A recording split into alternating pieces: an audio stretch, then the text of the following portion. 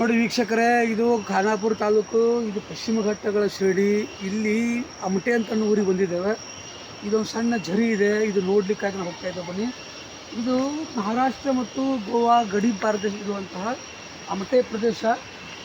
ಇಲ್ಲಿಂದ ಹೀಗೆ ಹೋದರೆ ಪಶ್ಚಿಮ ಘಟ್ಟಗಳ ಶುರು ಆಗ್ತದೆ. ಆಮೇಲೆ ಮಲಪ್ರಭಾ ನದಿಯ ಉಗಮ ಸ್ಥಾನ ಸಮಿತಿಯಲ್ಲಿದೆ. ನಾವು ಇದೊಂದು ರಮಣೀಯವಾದಂಥ ಸ್ಥಳ ಇದೆ. ಬನ್ನಿ ನೋಡಕ್ಕೆ ಹೋಗೋಣ. ಬರೀ ತೋರಿಸ್ತೀನಿ ನಿಮಗೆ.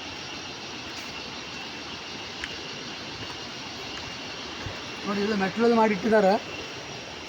ಬಂದಿದೆ ಪ್ರದೇಶ.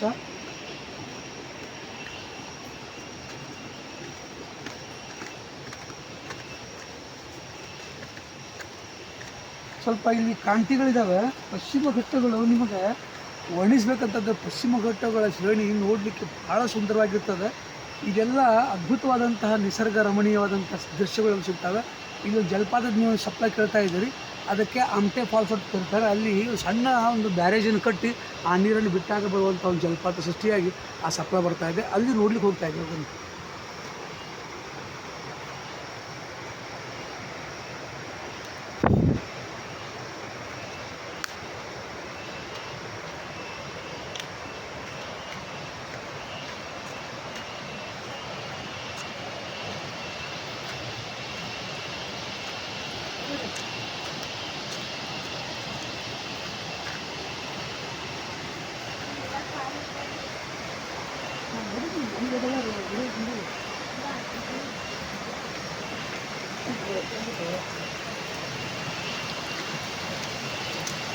ನೋಡಿ, ಚಿಕ್ಕ ಚಿಕ್ಕ ಜಲಪಾತಗಳು ನೋಡಿ.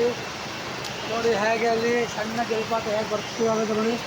ಅದ್ಭುತಪ್ಪ. ಈ ರಮಣೀಯ ಮನಮೋಹಕ ದೃಶ್ಯಗಳು ಇವೆಲ್ಲ ಸದ್ಯ ಪಶ್ಚಿಮ ಘಟ್ಟಗಳು ಶ್ರೇಷ್ಠ ಅಂತ ಕರೆಯೋದು. ನೋಡಿ, ಭಾಳ ಸುಂದರವಾದ. ಆದರೆ ಒಬ್ಬರಿಬ್ಬರು ಬರುವಂಥದ್ದಲ್ಲ, ಸ್ವಲ್ಪ ಗುಂಪುಗಳು ಬರ್ತಾ ಉತ್ತಮ. ಬರ್ರಿ.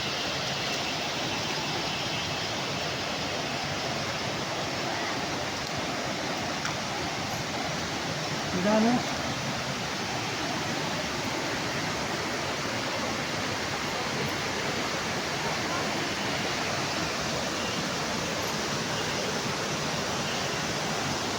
ಎಂಥ ಅದ್ಭುತವಾದಂತಹ ದೃಶ್ಯಾವಳಿ ನೋಡಿ.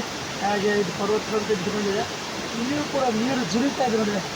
ಇಲ್ಲಿ ಸಣ್ಣ ಸಣ್ಣ ಸಣ್ಣ ಸಣ್ಣ ಜರಿಯುವಂಥ ನೀರು ಸಣ್ಣ ಜಿರಿತಾ ಇದೆ. ಆಮೇಲೆ ನಿತ್ಯ ಹರಿದ್ವರ್ಣ ಕಾಡುಗಳು ಎವರ್ ಗ್ರೀನ್ ಫಾರೆಸ್ಟ್ ಅಂತ ಕರೀತಾರೆ. ಇದಕ್ಕೆ ಇವು ಯಾವತ್ತೂ ಹಚ್ಚ ಹಸಿರಾಗಿರ್ತವೆ. ವರ್ಷದ 12 ತಿಂಗಳು ಕೂಡ ಈ ಹಚ್ಚ ಹಸಿರು ಸಿಗ್ತವೆ. ಬಟ್ ಈ ಜಲಪಾತಗಳು ಮಾತ್ರ ಇಂಥ ಮುಂಗಾರುಗಳಲ್ಲಿ ಸಿಗ್ತವೆ. ಇಂಥ ಮಾನ್ಸೂನ್ಗಳಲ್ಲಿ ಮಾತ್ರ ಇಂಥ ಜಲಪಾತಗಳು ನೋಡಲಿಕ್ಕೆ ಸಿಗ್ತವೆ. ಬನ್ನಿ ಹೋಗ್ತಾ ಇರೋಣ.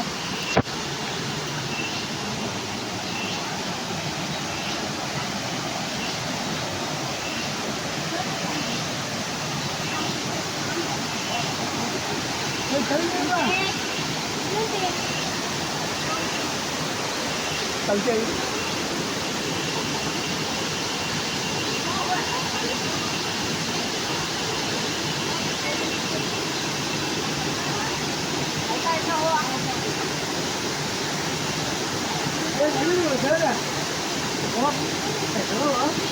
और कर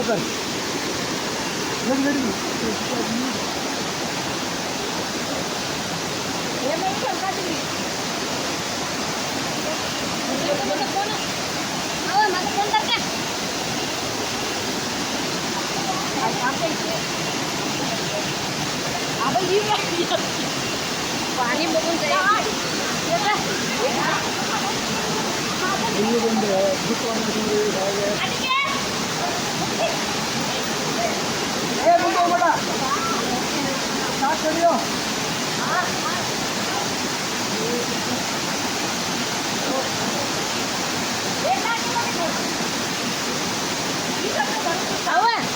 येतो थांब ग.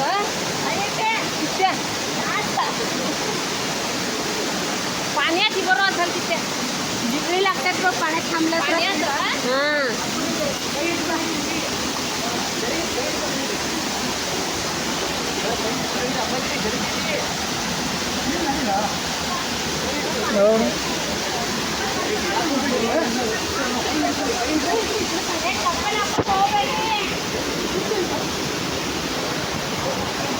काकी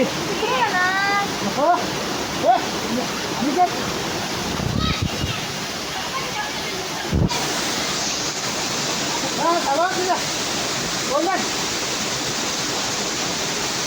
ಇರುವ ಇರುವ